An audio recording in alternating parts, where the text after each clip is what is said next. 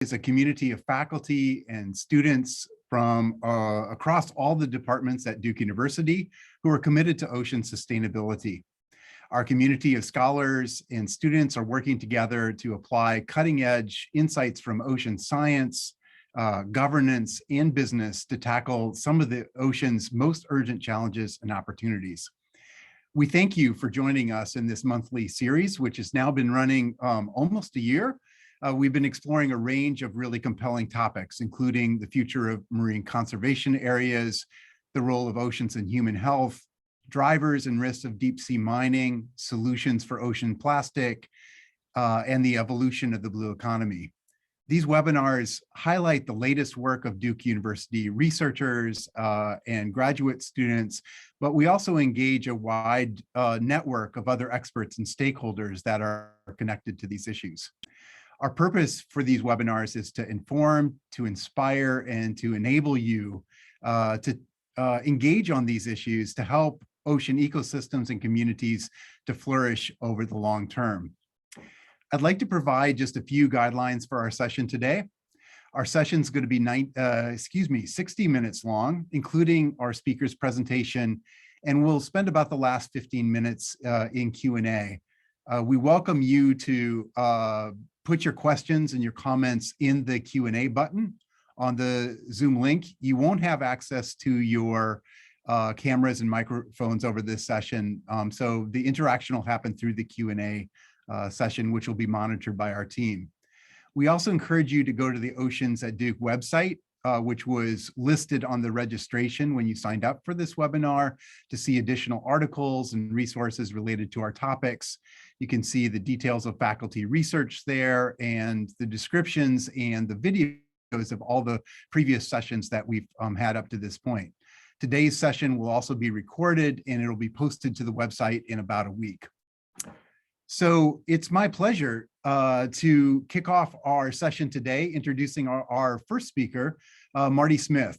Marty's been on the faculty of the Nicholas School of the Environment for over 20 years. He studies the economics of the ocean, including fisheries, marine ecosystems, seafood markets, and coastal adaptation. He's written many different policy-relevant topics, including the economics of marine reserves, ecosystem-based management, and many other topics. He's perhaps best known for identifying the unintended consequences of marine and coastal policies that ignore the human behavioral feedbacks. So now I'd like to hand it over to Marty to kick off our session, and he'll introduce the other speakers once he's had a chance to speak. Marty, welcome. Thank you, Dan. It's a pleasure to be here. I want to kick off our session today by putting farmed seafood, aquaculture, into a broader seafood context and a broader food systems context. So that's going to be the theme for today, is all about aquaculture in our oceans and the future of aquaculture. But I really want to reflect a little bit on aquaculture as part of thinking about food security from the beginning. So many of you are used to hearing a lot of doom and gloom stories about the oceans. And of course, there is a lot of bad news, including bad news about fisheries. Many of you have heard a lot about overfishing and so forth. If you look at the global supply from capture fisheries, so the stuff that we go out and we catch on fish, in fishing boats and so forth, it's been stagnant since about 1990. In other words, we haven't really gotten more production out of capture fisheries in about 3 decades. Now, some of that was that we ramped up with new technologies, we started catching more and more species, and we basically started to hit limits of what this common pool resource can provide. So we've seen basically no further growth. And even with best management, we could bump it up a little bit, but it's been flat for about 30 years. Now, of course, during that time, the world's population has continued to grow. So the people eating seafood, there's more and more of them. And also during that time, the world has gotten much, much wealthier.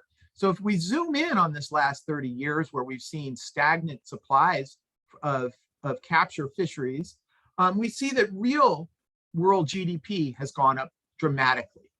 That's inflation adjusted gross domestic product. Now, of course, those gains haven't shared equally, but it is a reflection to a large extent of a massive growth in middle class. There's a lot more people out there in the middle class whose demand for seafood has increased significantly. We know in economics, when we look across societies and when we look within societies across time, as people's incomes go up, they have a tendency to consume more animal protein, and that includes more seafood. So when you put this all together from an Econ 101 point of view, you'd have to say, well, gosh, if the supply hasn't been going up, but demand has been growing like crazy, it must be the case that seafood prices are skyrocketing. They're going through the roof, right? Wrong. Seafood prices are actually quite flat during this period.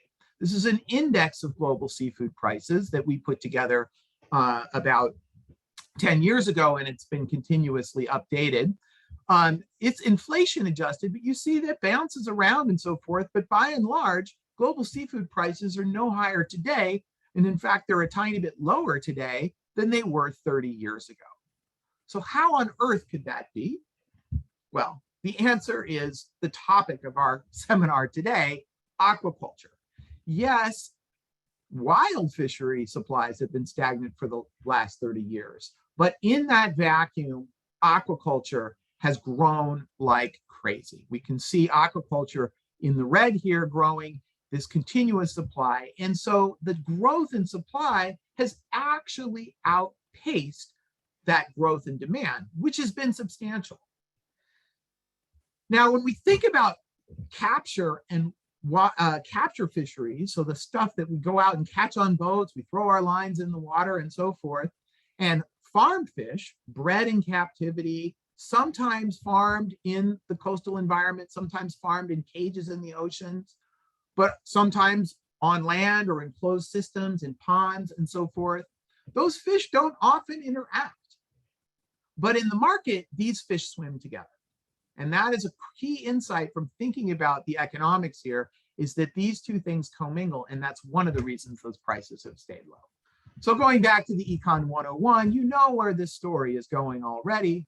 Yes, there's been this dramatic shift outward in demand, but there has been a dramatic shift outward in supply owing to aquaculture. And as a result, prices have stayed low. So why has aquaculture taken off? Well, it's part of the same reason that we are already discussing. This flattening of capture fishery supplies, this creates scarcity, or at least it's a threat of scarcity. And scarcity, we've known for hundreds of years in economics, scarcity or the possibility of scarcity, that incentivizes innovation.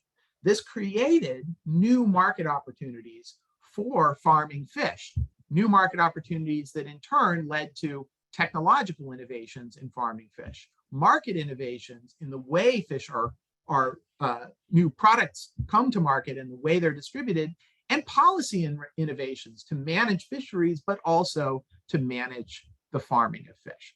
So in the second talk today, Andrea will talk much more about the technological innovations, specifically in the case of farmed salmon. And Matthew's going to talk a little bit about some of the policy issues surrounding some of the things that are limiting further growth in aquaculture, namely disease problems. So let's talk a little bit about what's happened in some of the kind of big products that we're used to often as US consumers. Farmed shrimp has seen dramatic growth in the last 30 years. This is a picture of aggregate shrimp supply in orange, which is skyrocketed. And not surprisingly, inflation-adjusted price of shrimp has come way down. Now that's undeniably great for consumers, not so good if you're a shrimp fisher. In salmon, we actually have even more information about what's been going on here. Salmon were actually domesticated as a fish, a farmed fish, for the first time just beginning in the 1960s. So one way to look at what's happened in salmon is that we had incredible low-hanging fruit.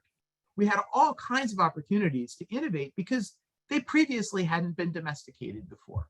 And so what we see here from Norwegian farmed salmon is that the cost of producing a kilogram of salmon, again, inflation adjusted, has come down dramatically from the mid-1980s all the way to around 2000. Then we see it sort of flattens out and trends up a little bit more. I think Andrea is going to talk some about that, and Matthew will as well. But with that dramatic drop in cost, we've seen competition with wild salmon and dramatic drops in price going along with that, making salmon far more accessible to consumers. That often gets left out when we talk about salmon, because it is not a popular industry in the environmental community, is what the rest of the aquaculture sector can learn. Salmon as something, farming salmon was very much on the vanguard in growth in aquaculture. Before aquaculture really took off as a major contributor to global seafood supplies, and also now a major contributor to the global food system more broadly. Before all that happened, salmon was on the vanguard. And so the successes and the failures from farming salmon, both environmental and economic successes and failures, give us a window into how we might think about aquaculture in the future. But before going on, I want to mention one other point about salmon that always or often is left out of the discourse, and that's thinking about just how innovative the industry has been. Think about this. This could never have been true 30 years ago. A middle-class US consumer in the middle of the country can plan to buy fresh salmon for a dinner party at the supermarket any day of the year. 30 years ago, that would have been preposterous. That came about not just because of technological innovation, but also dramatic market innovation and supply chain innovation.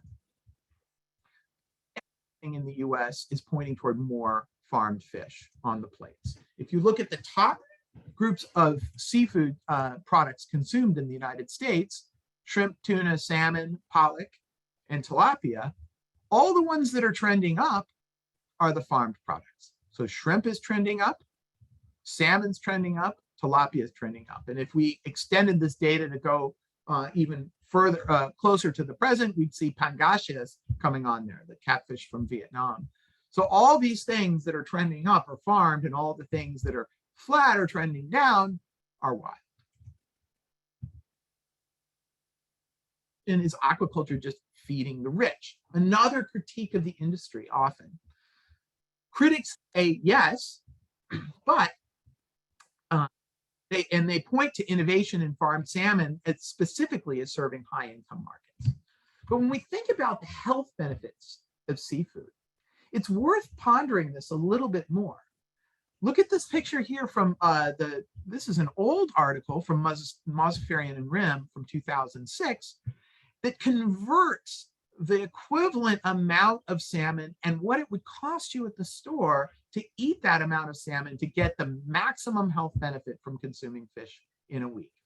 The maximum health benefit, the very benefit that gives you a 36% reduction in coronary risk of coronary death. Farmed salmon, right at the top, is the cheapest way to consume a fillet or a frozen fillet to meet that requirement. Yeah, there are a few others on this list that are cheaper, like canned salmon, canned wild salmon, or canned anchovies. But in terms of something that's a plate fish, that's a meal, the cheapest way to get there is farmed salmon. That means farmed salmon is in reach of middle and lower middle class consumers, many of whom struggle with diseases of affluence. Worth pondering that this is not really just food for the rich. Now, of course, the United States is a wealthy country, so we might want to think, whoops. Let's see, I think somehow my slide, I went to the wrong, oh, sorry, I just clicked on the wrong thing briefly there. We also want to think about what's going on in the globally with aquaculture.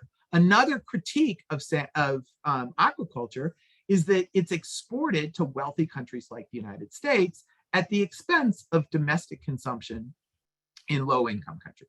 But when you actually look at the data, and this is from a paper by Belton, Bush, and Little in Global Food Security, you actually see a totally different story. These brown bars are showing us that in all of the major aquaculture producing nations that are developing nations, the vast majority of that fish that's farmed actually stays domestic in those markets. The exception is for Thailand and Vietnam, where even in those two countries, a sizable portion of the fish stay domestically that's farmed. But we're used to thinking about those two countries as being the rule and not the exception because the United States imports so much fish from those places.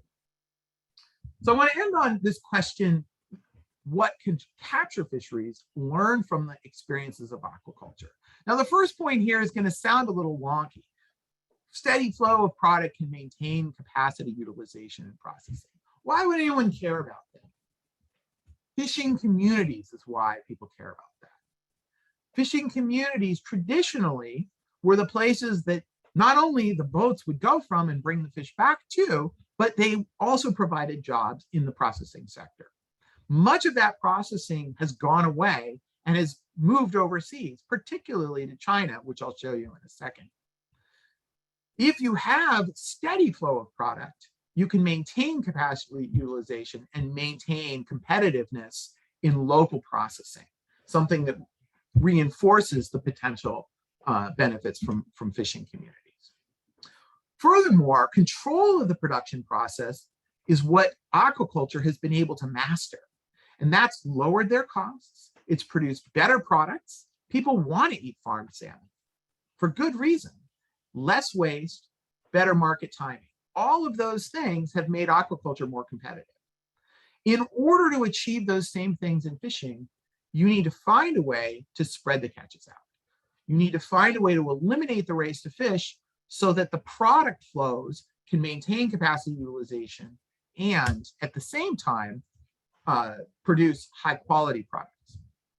Briefly, from our recent paper in Science, what we see is that China is actually 75% of the imported fish in China is re-exported to other markets. But when you zoom in to look at what those re-exports are in the upper right quadrant of this graph, Pacific salmon, Alaskan pollock, tuna, cod, haddock, flatfish, a number of other smaller ones on top of that. What these fish all have in common is that the re-export market in China is all capture fisheries. That means China's not actually competing with aquaculture processing in other parts of the world. China's only competing with processing of wild-caught fish that's often caught in extreme pulses, frozen, sent to China, thawed, filleted, refrozen, and re-exported. So that's a lesson for the capture fishery world. The other lesson is just to zoom in on capture fisheries to say there are ways to spread out catch, but it critically depends on management. And one form of management that's been successful doing that is catch shares. Here we can see from our recent paper in Nature that when fisheries have catch shares, that actually causes seasons to lengthen out. Catch shares are not always popular with people who are concerned about fishing communities, but fishing communities need to have a way to generate economic welfare and maintain local processing to stay viable. And so those are some important lessons that aquaculture has taught capture fisheries. So now we're going to turn to our next speaker, Andrea Kojikaru, who's a postdoctoral associate at University of Stavanger in Norway. Andrea has her PhD also from University of Stavanger, and I have had the pleasure of getting to work with Andrea on research, also when she was a visiting PhD student here at Duke a number of years ago, and then subsequently a visiting postdoctoral researcher. Andrea is one of a small number of people who really has empirical expertise both in aquaculture and capture fisheries within the economics world. So it's my pleasure to turn it over to Andrea, and I will stop sharing. Andrea, take it away.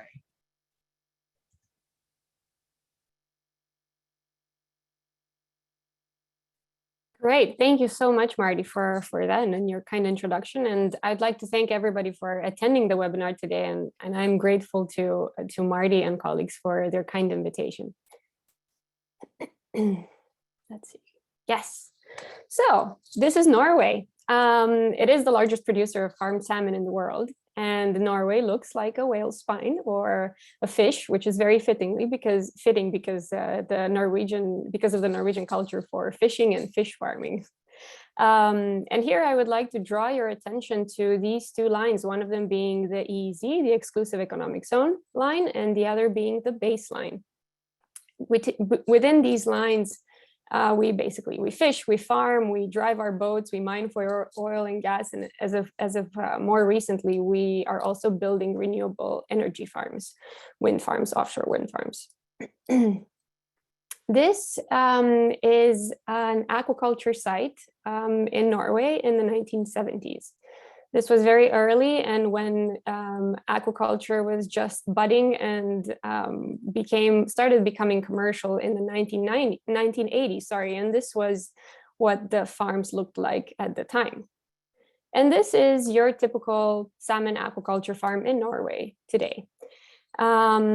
Until recently, the only mode of salmon grow-out production has been inshore farming, like these, like in this photo, in fjords and sheltered waters using open cages, open net cages. There are currently about 1,000 salmon farms in Norway, and they are only using a tiny fraction of the inshore sea area, as we'll see a little bit later.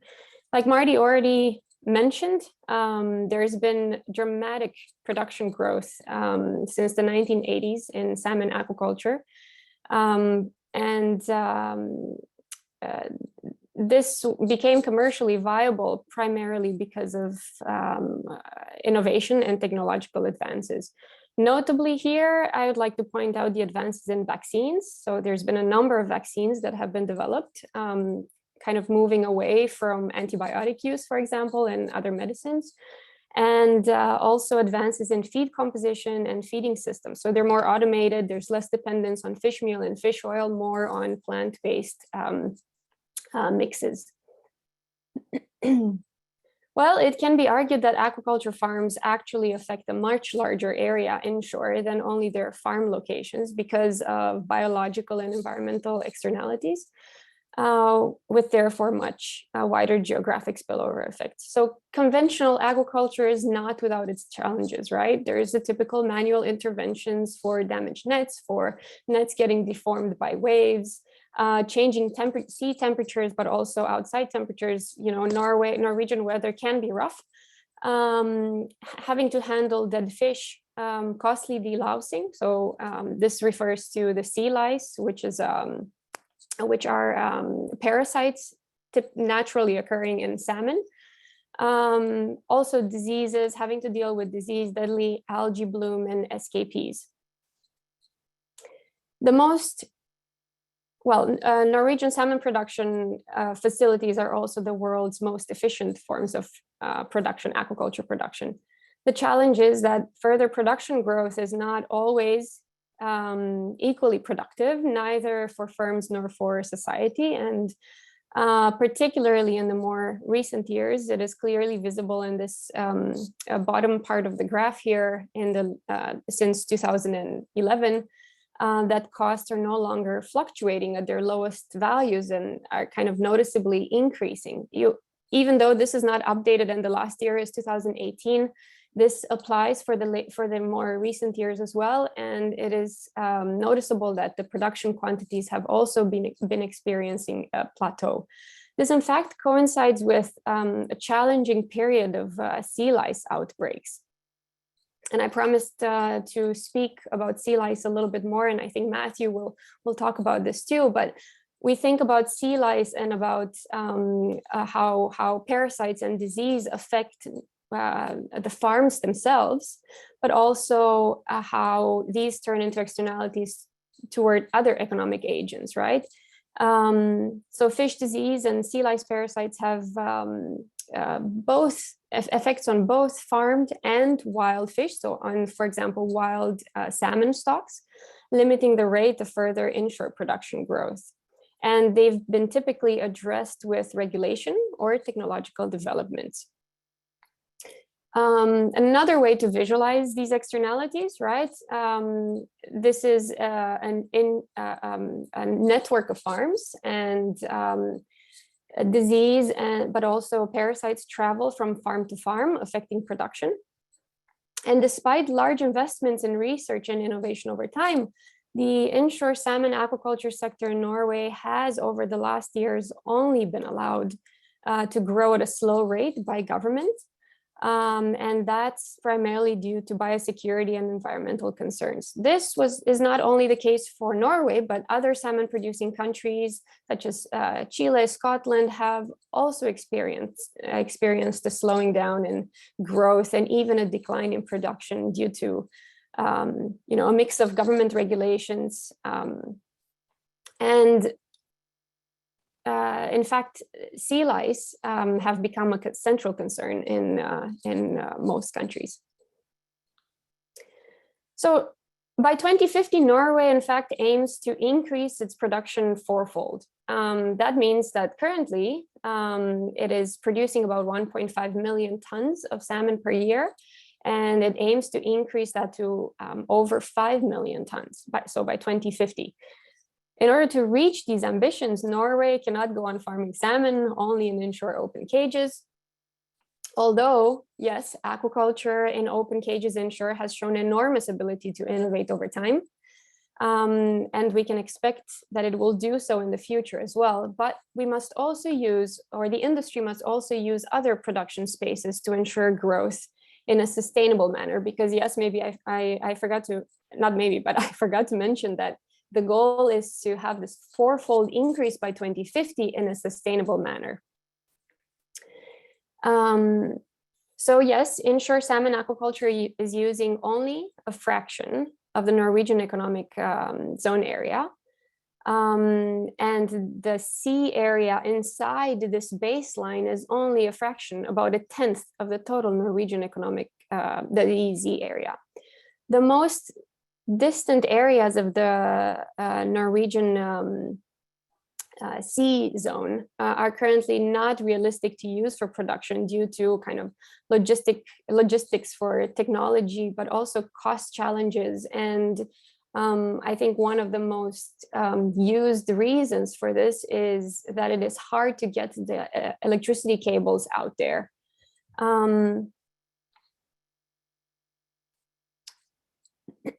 This is kind of a little figure indicating the different production stages and combination of production stages that one might expect to see in the future. So at the top here, we have the conventional way of growing salmon. The smolt refers to the salmon before it is placed in seawater. So the smolts are small salmons that are raised in fresh water before they become accustomed to the saltwater environment and moved to the grow out sea pens, which are the net pens that you saw earlier in the pictures. In this first stage, salmon smolts are produced in freshwater RAS facilities, recirculated water facilities onshore. They grow up to a typical size of 200 to 300 grams before they are released in sea cages. But now production of so-called post smolts are also becoming common. That means that the smolts are raised sometimes onshore up to 500 to until they are about 0.5 kilo to 1 kilo. And this happens, like I said, onshore, or it can be in semi-closed containment systems. By shortening the production time in open cages, it is hoped that we can reduce both disease pressure and environmental effects inshore. Finally, new offshore farm technologies allow production at a sufficient distance from the inshore marine environment to kind of minimize environmental impacts. And let me start with the grow out salmon onshore. The focus in Norway as the world's leading salmon producer. In this presentation, we're focusing on Norway, but expansion is happening elsewhere in the world as well, including in the US. And this is the world's most advanced salmon production system being built in Florida. This is Atlantic Sapphire. The onshore recirculating aquaculture system, so the RAS that I mentioned earlier, has not yet demonstrated that it is able to produce harvest-ready salmon with a satisfactory biological and economic performance at a large scale, so commercially, in particularly for Norway, because Norway has a rugged coastline and it's very difficult to find the appropriate space for these farms. However, semi-closed and closed containment systems are being introduced in Norway, and these systems have the fish separated from their natural environment by this physical barrier. So you can see that the farms here are no longer made of net, but the construction material for the systems consists of rigid materials such as cement, steel, fiberglass, but also less rigid barriers such as closed plastic bags. They vary in shape and size and volume. And what's interesting is that water is pumped up from a depth of about 25 to 35 meters, and that is under the lice belt. So they're trying to avoid having to deal with lice or minimize that risk in a sense. And this water coming up forms a continuous flow inside the system, and the fish can constantly swim upstream, which can have a positive effect on their health as well. It is also expected that water quality will be more stable in such a system compared to an open cage where the fish are exposed to environmental fluctuations. And those are introduced by changes in currents, weather changes, seasonal variations. Moreover, implementing such a concept with the closed and semi-closed systems in the production line, the period the fish is exposed in the open sea is also reduced. So it will be possible to handle and collect waste from the fish to a greater extent, minimizing waste, but also minimizing risk of disease with this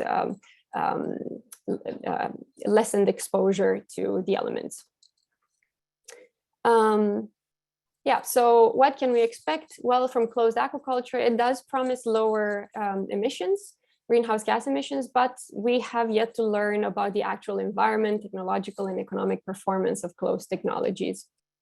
Another technology that is currently operational since the third quarter in 2017 are these ocean farms. They are exposed, so we don't call them offshore because they are about 1 nautical mile from baseline, and they are exposed to waves higher than about 4 meters. So like I said, this is already operational, and the second unit will be added from 2024. Now, the offshore technology is at least 20 to 30 nautical miles from baseline, but within the EEZ. And this has not been placed in the water yet. So the unit will start being operational from the second quarter in 2023, and it will allow producing 3 times more than this one on the left-hand side, the ocean farm that you see here. So what does offshore technology, what do offshore and exposed technologies offer? New areas for food production. There's a large scale advantage and accessing remote locations, which means that we can increase distances to neighboring farms, which is also expected to reduce biological risk and risk of disease.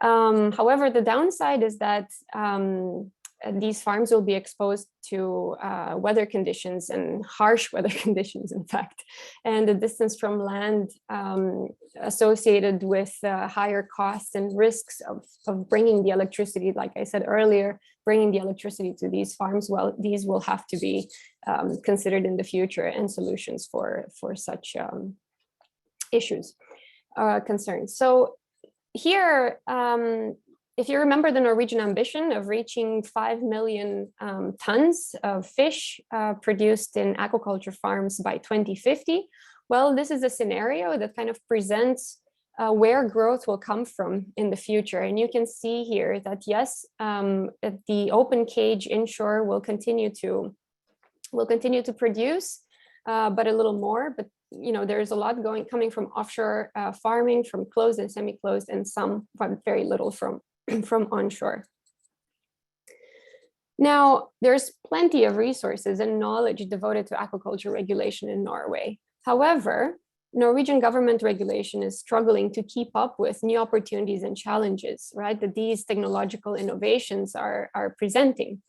The current regulatory regime is a product of characteristics of the open cage farming technologies, past understanding of sustainability issues, and past political priorities.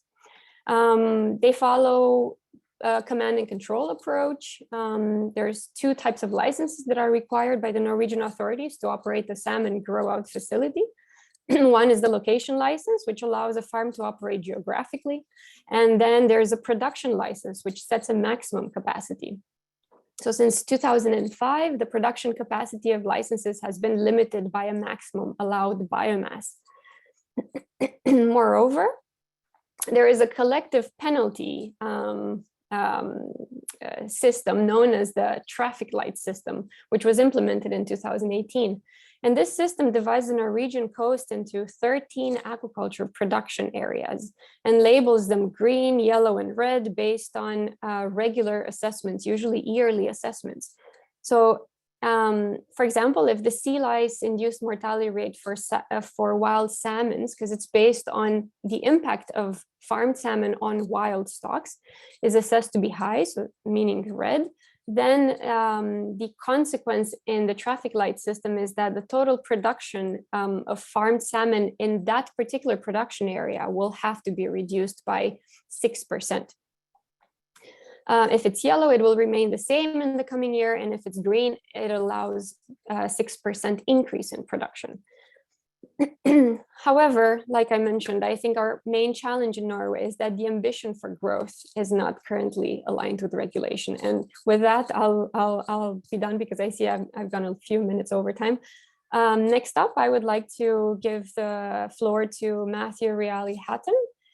He is a PhD student in environmental policy with studying under Marty Smith. Thank you.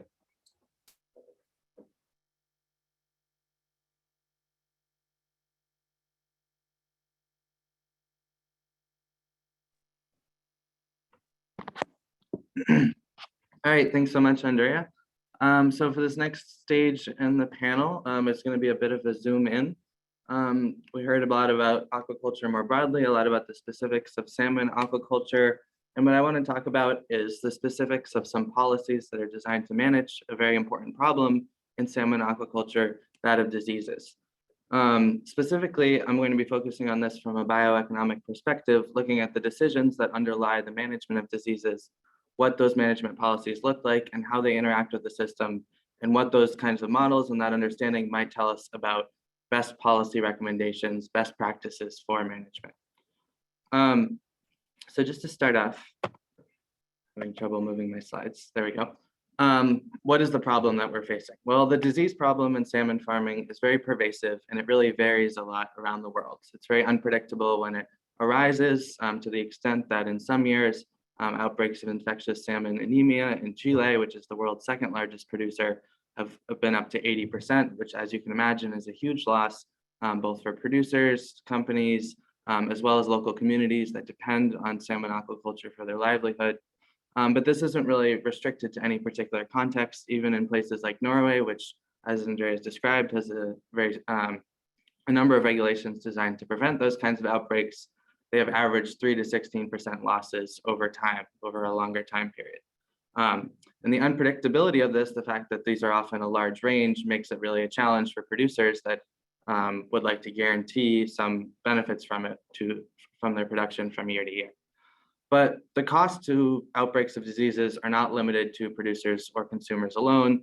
There's also a major risk of infection to wild salmon where those wild salmon are present, which is not the case in all areas of production. Another important dynamic is that these sea lice and other pathogens as well often spread across farms. When one farmer decides to prevent disease outbreaks on their farm, if they have a large disease outbreaks, that will affect the risk that a nearby production facility will develop an outbreak in that time period as well. From a regulator's perspective, that affects the decision of where it makes sense to site salmon farms in the future, where to grant approvals.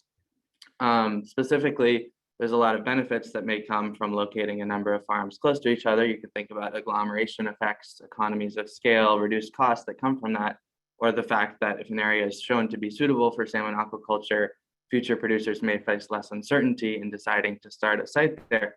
But there are also costs that come from this large agglomeration and the increased correlation between the different risks across farms of a disease outbreak, and increased risks of transmission of diseases between farms. So what do the management practices to deal with these outbreaks look like? What are some of the policy tools? Well, as Andrea talked about, there's a number of required sanitation measures. Governments have different types of sanitation measures around the world where salmon aquaculture is practiced. Another public policy tool is the Trafficlight system in Norway, for example, government risk assessments that determine what the level of risk is and then impose differing levels of requirements depending on the geography of the risk. The next question is, what do farms do about it? What are the decisions that producers can take to mitigate this risk, and how do those decisions affect the dynamics of disease spread? One big category of policies is those in prevention investment, basically things that reduce the risk of a future outbreak. This can include fallowing, which is analogous to fallowing in the agricultural sense. After a production cycle, the smolt are placed in the cages and then harvested. The pen is left fallow for a period of time, which, as you can imagine, imposes an opportunity cost on the producer, but reduces the risk of an outbreak carrying over from one cycle to the next. Another important thing is cleaner fish additions, basically a form of biological control. A species that's added to a pen and this is specifically to deal with sea lice as a pathogen, reduce the prevalence of that biological disease pathogen in a particular pen. But as you can imagine, this also imposes costs for the producer. Another big category of treatment measures are things that remove the pathogen directly from the pen over the course of the production cycle. But these things also impose a cost for producers. So this includes things like chemical baths for the salmon, physical removal of the sea lice or other pathogens, medicinal feed, things like that that are designed to reduce the prevalence of an outbreak in the hopes of leading to greater growth and fewer losses from the disease outbreak. So the big question that comes from all this and the focus of what I'm talking about is how we should understand how these decisions taken by producers and regulators affect how outbreaks arise and how they are managed, how these different things interact. So just to look at this more broadly, how are we understanding this question? The bioeconomic models in general ask what economic decisions that these actors take and how they interact with the biological or even in some cases geological, chemical dynamics of the system. So other examples of this are in invasive species management. You can think about the management decisions taken by maybe government agencies that are trying to stop the spread of an invasive species, but interact with the biology of the spread of that species. You can think about policy that regulates fisheries and agriculture and forestry as well. But the question here is essentially, what are the relevant decisions faced by salmon producers in deciding how to manage disease, and how is this affected by the biology of disease spread and control? So just as an example, to motivate this is some of the unexpected economic dynamics that can arise when we think about the social decisions and how they relate to the biological, the production cycles of the salmon. One recent paper by Marty and some others looks at the fact that many salmon producers are international. And so their incentives on deciding how to prevent disease, how to invest in production, depend not only on a certain area of, not only on this geographic area in which they're producing, but the other areas in which they may also have production because of the fact that the salmon industry is concentrated in a very small number of countries. So if we think about the third and fourth bullet points there, if you imagine one firm that has, say, a lot of production in Chile and a lot of production in Norway, the fact that the regulations that are imposed on that producer in Chile may be affected by the incentives of their production in Norway. So specifically, if they're deciding how much to invest in risk avoidance, say in Chile, how much should I invest in preventing disease there? Then if there's more regulation in Norway, that might affect the dynamics of their production in other places. You can think of it as basically an offloading of risk story. If I have more risk in one place, then it might say, I don't need to worry about it as much elsewhere. there's a huge outbreak in Chile, the producer may be hurt, but they may be less hurt if they have a lot of production in Norway as well, to offload some of that risk.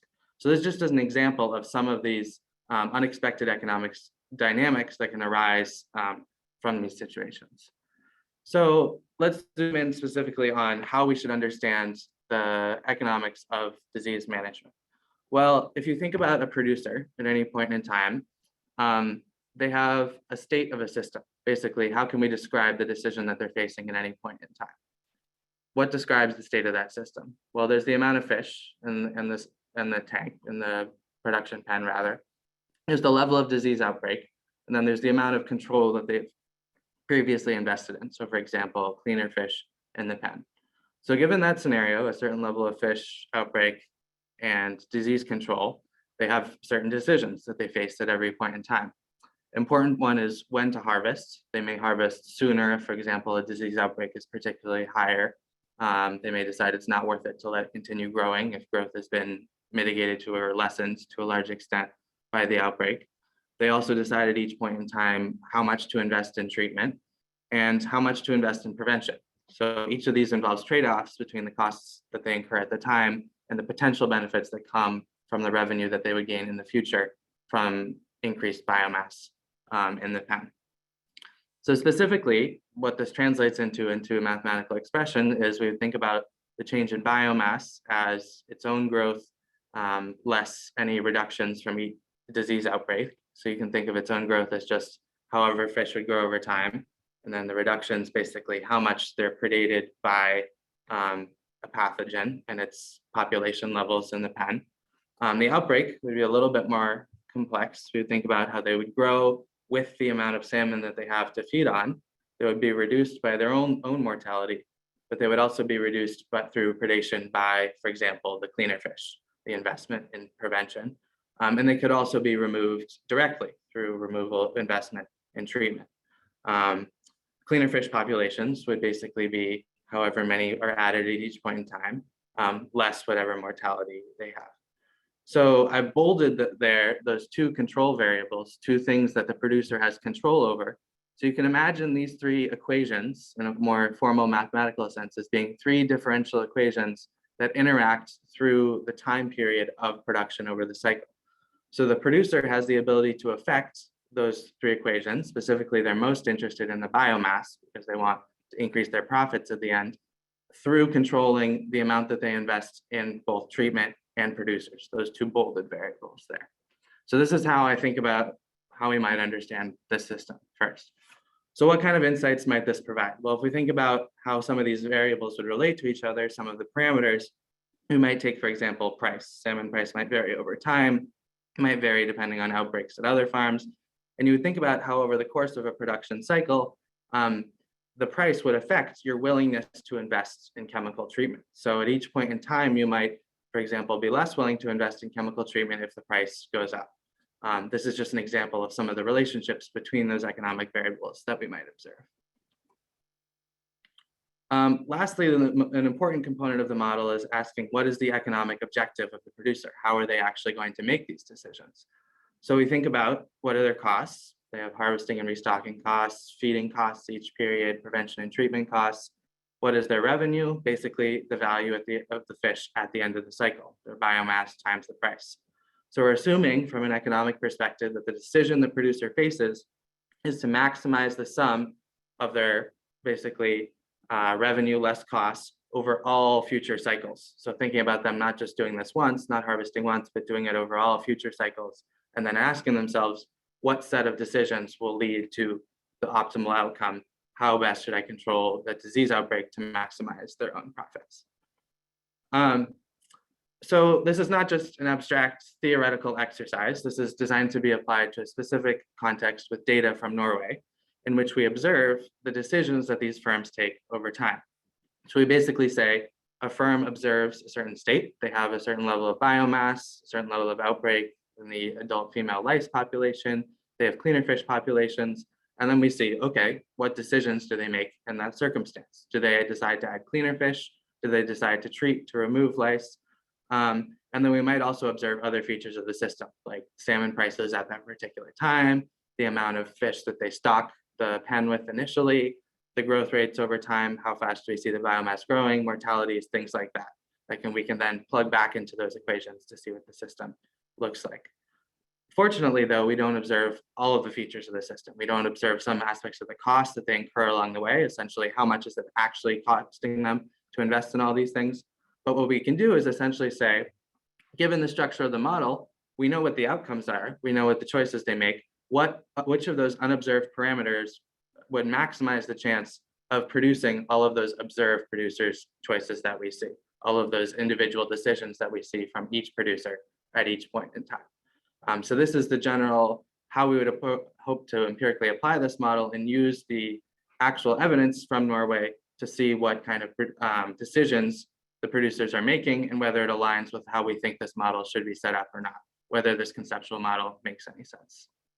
So we can look at this empirically, just as an example. This is from that data, looking over the course of a roughly 20-month production cycle, average investment in prevention, and then treatment in the form, or prevention in the form of cleaner fish, and then certain forms of chemical treatment. And you can see that these two dynamics are very different. It's kind of intuitive that we would expect more investment in prevention at the beginning of the cycle. It might lead to more payoffs down the line, whereas outbreaks are more likely to ramp up over the course of a production cycle. And so we'd see more treatment later on in the production cycle. I know we're running a bit low on time, so I want to leave time for questions, but I just want to, sorry about that, quickly talk about some of the limitations of this model and ask whether it's plausible or not. Some of the assumptions are really that these salmon producers are assuming they have good information on how the system will respond to their actions, assuming that they're maximizing profits. But in reality, they might care about other things such as being good neighbors, avoiding regulation, profits in other parts of the world. And there's some important open questions that may not be captured as this model, such as what features of the system might vary across sites. And importantly, the spatial component of this, how might management decisions be affected by the decisions of nearby farmers, which is an important collective action problem for policymakers to address. So I will stop there and we can move on to questions.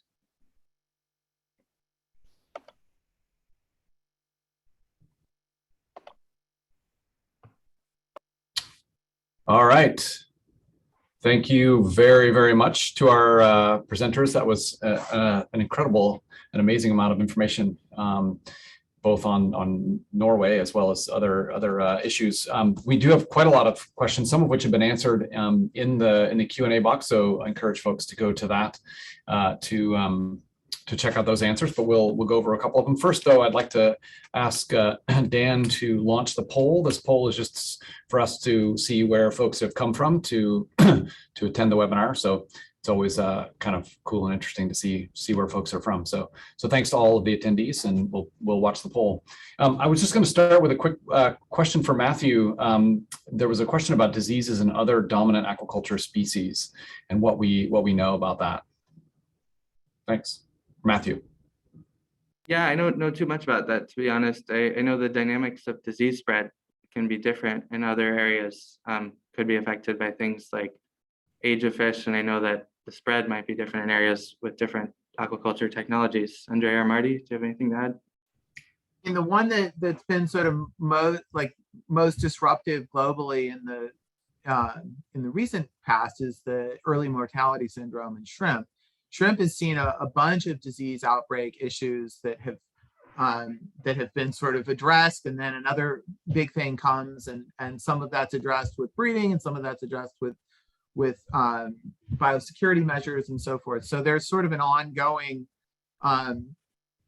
set of issues related to disease, and some of those are idiosyncratic to different species.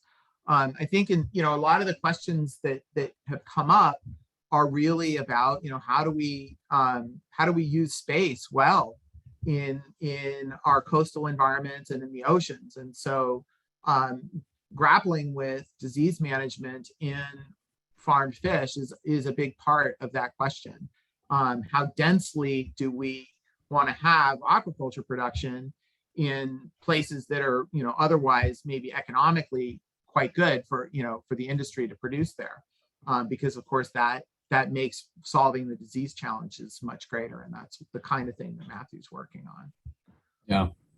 Nice. Yeah, Doug, how do you want to handle the questions? I mean, there's a bunch of them, and I think if you and Andrea did a great job of answering questions while they were ongoing, and if you wanted to just highlight one or two of those, maybe around there were a couple questions about how fit salmon really are to be the fish of choice, and with biological needs and climate change and things like that. Maybe we could start with that one. Yeah, let me just give a little context for that. I think there's sort of this idea that anyone who ever says anything remotely positive about salmon must think it's some kind of great, silver bullet to solve the world's problems. Right. And I think that's absurd, and that's like obviously would be putting words in our mouths. But I think the idea is that salmon, because of this path of innovation that we've seen, and its relatively long history in using modern breeding techniques and addressing problems like disease, escapes, feed issues, and the costliness of feed. Right. All of that experience is informative for how this industry is going to change in the future. And so I think a lot of what we're trying to do is really understand from the perspective of salmon, what can we learn from this to apply in other settings. So I really think that's kind of the proper context for that. Right. No doubt, though, the health stuff is important. So, one of the things I mentioned in the answers in the chat is just that, what people eat instead is tremendously important for understanding the human health consequences. So if we're talking about an American consumer who's eating too much beef and they substitute more into salmon, that's definitively good for that person's health. That's going to be good for the environment as well.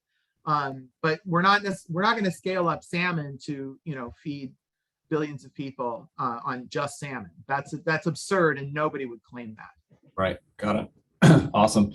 Andrea, do you want to take? There were some questions about sustainability of salmon farming and alignment with SDGs and climate issues. Do you want to take that one?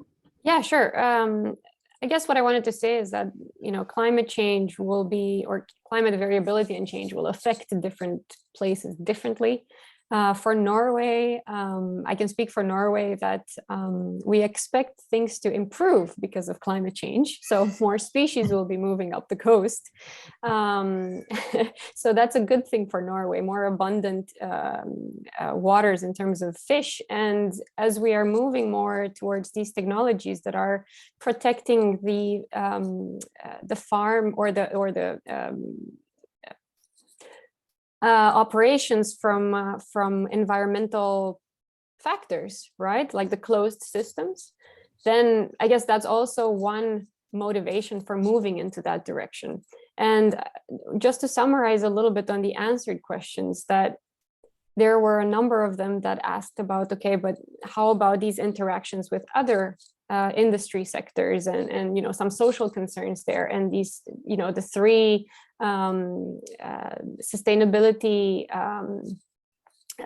goals on the social side, on the environmental and the economic side. Well, it's very common that with these improvements in technologies, we would be addressing the economic and environmental to some extent. Of course, we don't know yet to what extent, because we have yet to investigate that part.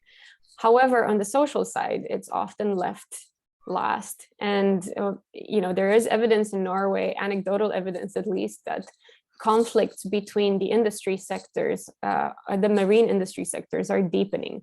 And with the offshore wind farms now impinging on traditional fishery sites, that's just going to be exacerbated, right? All these conflicts are just going to deepen more and more. So we have to, we hope to be studying them more in the near future. Yeah, super. All right, we are just about out of time. So again, a big thanks to our panelists very much for your preparation and for your participation and answering those questions. There may be some lingering questions, and we'll try to get to those. And I'll leave it to Dan to wrap up. So thanks for all the attendees as well. So Dan. Yeah, thanks, Doug. And thanks, Marty and the other panelists. Really fantastic conversation, I think, gave us a lot of insight on a really important part of understanding how we address a really rapidly changing world. And I think aquaculture is a really important piece of that conversation. So thanks for sharing that. And great to see the level of participation we had from the audience with the questions. We'll do our best to try to follow up on those after the session. And like I said, this video will be available on our website if you'd like to watch it again or share it with your colleagues or whatever you'd like to do. We like to spread the word on this. In closing, I hope that you will return to hear future Oceans at Duke activities that we will be scheduling.